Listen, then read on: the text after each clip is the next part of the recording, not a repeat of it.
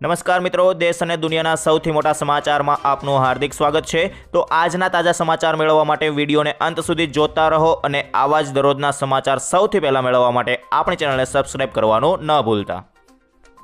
તો મિત્રો, આજના સૌપ્રથમ સમાચાર વિશે જોઈએ તો આગામી 10 દિવસ પડશે અણધાર્યો વરસાદ। જી હા મિત્રો, હવામાન નિષ્ણાંત અંબાલાલ પટેલે પણ ગુજરાતમાં આગામી દિવસોમાં વરસાદનું જોર વધવાની આગાહી કરી છે। તેમના જણાવ્યા મુજબ 17 થી 19 ઓગસ્ટ દરમિયાન વરસાદી ઝાપટા પડી શકે છે। ત્યારબાદ 20 થી 22 ઓગસ્ટ દરમિયાન દક્ષિણ ગુજરાત, મહારાષ્ટ્ર અને પશ્ચિમ ઘાટમાં વરસાદની શક્યતા રહેલી છે। અંબાલાલ પટેલના જણાવ્યા પ્રમાણે 23 ઓગસ્ટ બાદ વરસાદનું જોર વધશે અને 24 થી 28 ઓગસ્ટ દરમિયાન ગુજરાતમાં ભારેથી અતિભારે વરસાદ પડવાની શક્યતા છે। ઓગસ્ટના અંત સુધી વરસાદી માહોલ રહેશે ને અંબાલાલ પટેલે અંતમાં પણ વરસાદ ચાલુ રહેવાની શક્યતા વ્યક્ત કરી છે। એટલે કે મિત્રો 31 ઓગસ્ટે વરસાદ પડી શકે છે। ત્યારબાદ 6 થી 10 સપ્ટેમ્બર દરમિયાન ઉત્તર અને મધ્ય ગુજરાત સહિત અમદાવાદ, મહેસાણા, બનાસકાંઠા, સાબરકાંઠા, અરવલ્લી અને પંચમહાલમાં વરસાદની શક્યતા દર્શાવવામાં આવી છે।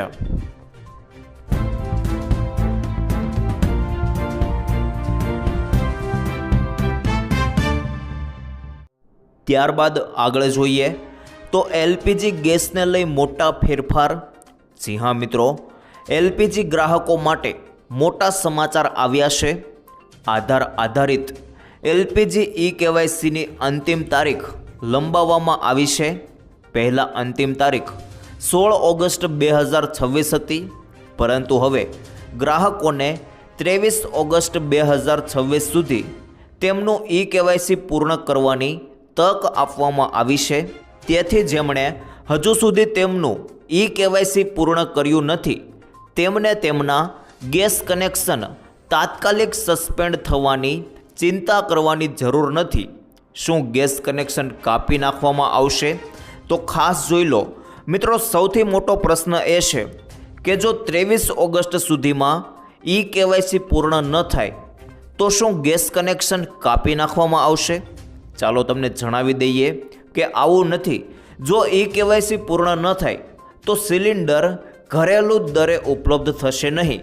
આનો અર્થ એ છે કે કેવાયસી વગરના લોકોને ગેસ સિલિન્ડર વધુ મોંઘા પડશે।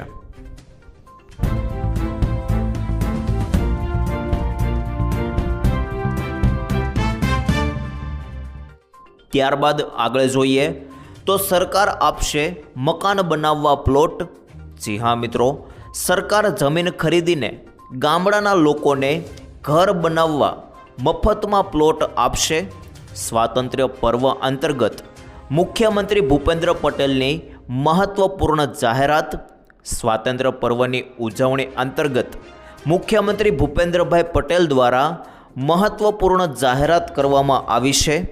ગ્રામ્ય વિસ્તારોમાં લાભાર્થીઓને આવાસ બાંધવા માટે રાજ્ય સરકાર પાસે જો જમીન નહીં હોય તો તે ગ્રામ પંચાયતો પાસેથી જમીનની ફાળવણી કરીને, એટલે કે મિત્રો જમીનની ખરીદી કરીને યોગ્યતા ધરાવતા લોકોને મફતમાં પ્લોટની ફાળવણી કરશે।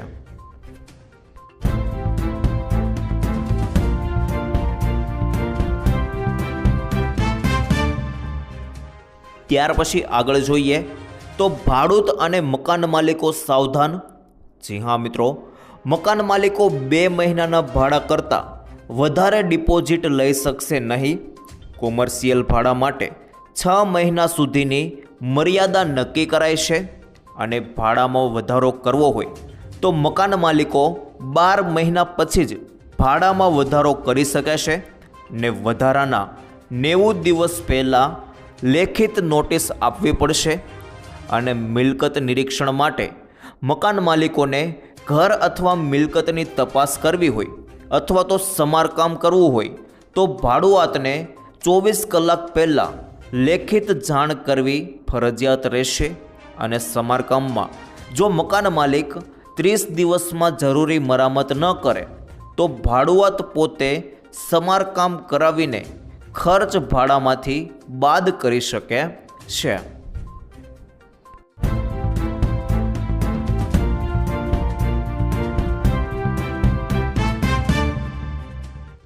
ત્યારબાદ આગળ જોઈએ તો રક્ષાબંધનની સાચી તારીખ અને મુહૂર્ત જોઈ લો. મિત્રો, રક્ષાબંધનનો તહેવાર દર વર્ષે શ્રાવણ મહિનાની પૂર્ણિમાના દિવસે ઉજવવામાં આવે છે. વર્ષ 2026માં રક્ષાબંધનનો પવિત્ર તહેવાર 28 ઓગસ્ટ શુક્રવારે ઉદયા તિથિ અનુસાર ઉજવવામાં આવશે ને આ દિવસે પૂનમ તિથિ સવારે 9:49 વાગ્યા સુધી છે. ભદ્રા સૂર્યોદય પહેલાં જ સમાપ્ત થતી હોવાથી રાખડી બાંધવા માટે સવારે 5:57 થી 8:48 વાગ્યા સુધીનો સમય સૌથી શ્રેષ્ઠ અને શુભ છે.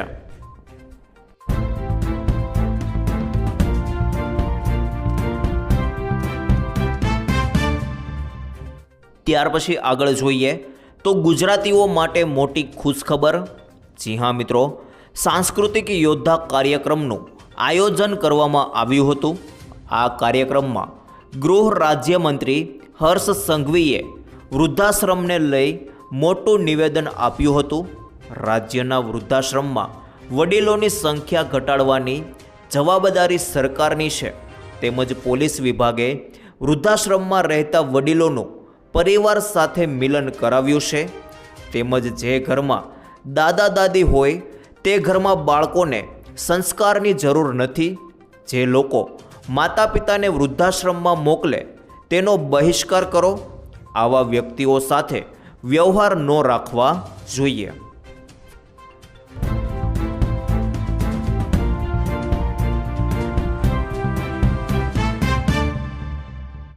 ત્યાર પછી આગળ જોઈએ તો ખેડૂતોની લોન માફ કેમ નહીં? ખાસ જોઈ લેજો મિત્રો. છેલ્લા 10 વર્ષોમાં બેન્કોએ 12 લાખ કરોડ રૂપિયાની ઉદ્યોગપતિઓની લોન માફ કરી છે. જ્યારે છેલ્લા 5 વર્ષમાં લોન માફીની રકમ પૈકી અડધાથી વધારે રકમ સરકારી બેન્કોએ માફ કરી છે. એસબીઆઈ સૌથી આગળ છે ને એસબીઆઈએ આ 5 વર્ષોમાં લગભગ 1.5 લાખ કરોડ રૂપિયાની લોન માફ કરી છે. બીજા નંબરે પંજાબ નેશનલ બેંક છે. તો મિત્રો, આના વિશે તમારું શું કહેવું છે? ખેડૂતોની લોન માફ થવી જોઈએ કે નહીં તે મને કોમેન્ટ સેક્શનમાં જણાવી દેજો.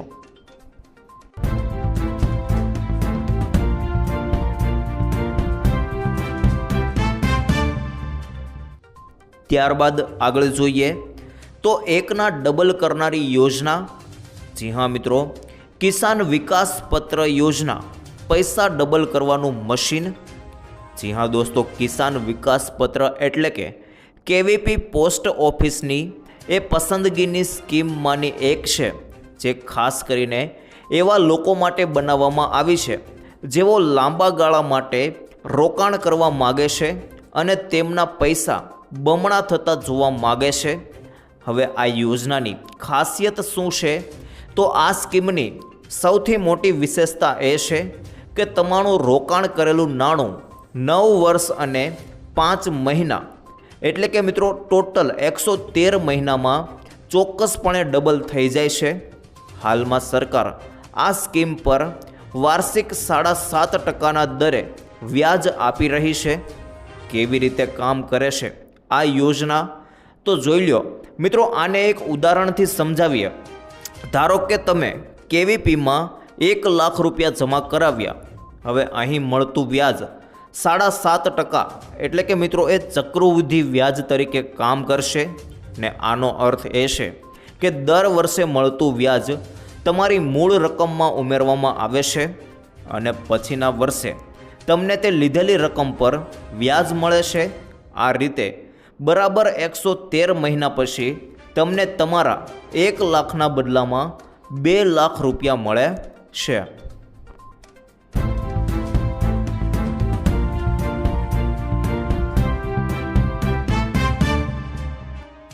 ત્યારબાદ આગળ જોઈએ તો શા માટે લોકો લોનમાં ફસાયા? ખાસ જોઈ લેજો મિત્રો. બદલાયેલ સમયમાં ભારતમાં પણ લોકોની લાઈફસ્ટાઈલમાં બદલાવ આવ્યો છે. આજે મિડલ ક્લાસને પણ લેવિશ લાઈફ જોઈએ છે. એક તરફ મોંઘવારી છે, પરંતુ મોંઘવારી સાથે જ વધતા ખર્ચ પણ એટલા જ જવાબદાર છે. અને વળી લોકોને પહોંચ બહારની દરેક ચીજ વસ્તુ માટે લોન અવેલેબલ છે, અને તેથી જ લોકો વગર વિચારે શિક્ષણથી લઈ ફર્નિચર જેવી ચીજો ખરીદવા માટે પણ લોન લેશે. ત્યારે લગભગ 27% લોકો જૂની લોન ચૂકવવા માટે નવી લોન લઈ રહ્યા છે. અને પરિસ્થિતિ એવી છે કે કેટલાક પરિવારો પોતાના બાળકોને શિક્ષણમાંથી પાછા ખેંચી લેવા સુધી પહોંચી ગયા છે.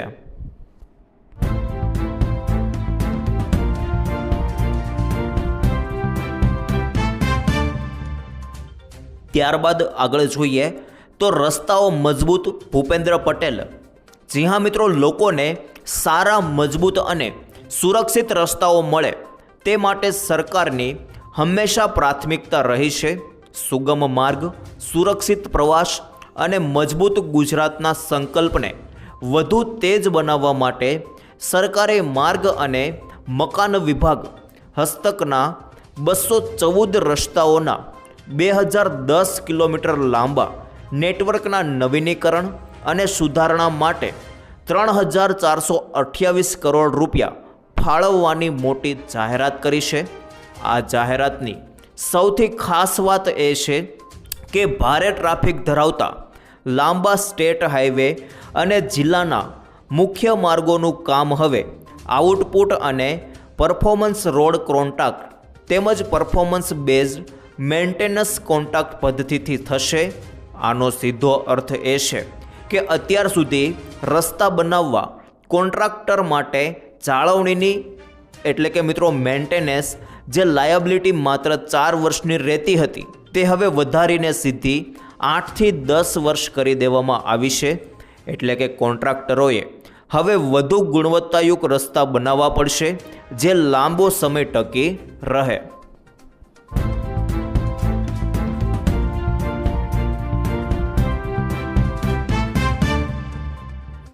ત્યારબાદ આગળ જોઈએ તો ગુજરાતનો ડંકો આખી દુનિયામાં.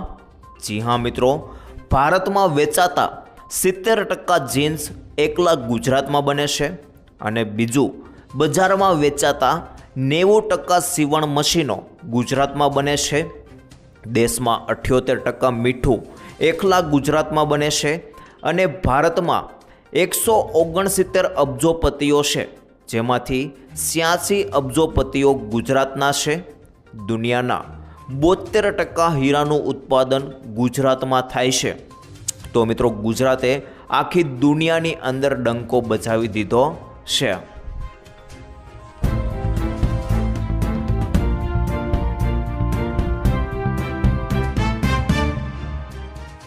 ત્યારબાદ આગળ જોઈએ તો ક્યારે આવશે પીએમ કિસાનનો હપ્તો? ખાસ જાણી લેજો મિત્રો. પીએમ કિસાન યોજનાનો દરેક હપ્તો લગભગ દર 4 મહિને આપવામાં આવે છે. ઉદાહરણ તરીકે યોજનાના અગાઉના હપ્તા બહાર પાડવામાં આવ્યા હતા. 23મો હપ્તો જૂનમાં બહાર પાડવામાં આવ્યો હતો. તે મુજબ 24મા હપ્તા માટે 4 મહિનાનો સમયગાળો ઓક્ટોબરમાં સમાપ્ત થઈ રહ્યો છે અને એવું માનવામાં આવે છે કે 24મો હપ્તો ઓક્ટોબરમાં રિલીઝ થઈ શકે છે. જોકે તારીખ અંગેની સત્તાવાર માહિતી હજુ રાહ જોવાઈ રહી છે. સરકાર તરફથી તારીખની કોઈ જાહેરાત કરાઈ નથી અને જેવી કોઈ મિત્રો સત્તાવાર તારીખ જાહેર કરવામાં આવશે તેવી અમે તમને પહોંચાડી દઈશું.